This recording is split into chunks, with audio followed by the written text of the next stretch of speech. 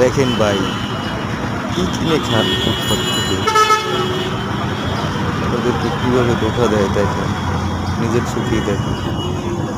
চিংড়ি মাছের বড় বড় যে চিংড়ি মাছগুলো আছে, ওইগুলার মাথার উপরের যে শক্ত খোসাটা থাকে আর যে শোরুমটা থাকে, যে সামনে বড় বড় শোরুমগুলো থাকে, শুধু এটারে বেসন দিয়া শুধু ভিজিয়ে তারপরে তেলে বিক্রি দেয়।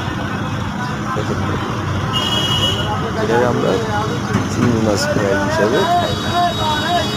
হ্যাঁ, কিছুদিন আগে দেখছি মুরগির মাংস, মুরগি ফ্রাই, ঠিক আছে, শুধু হাড়, ভিতরে শুধু হাড্ডি, কিচ্ছু নেই, মাংস বলতে কিচ্ছু নেই, শুধু হাড্ডি, ঠিক আছে।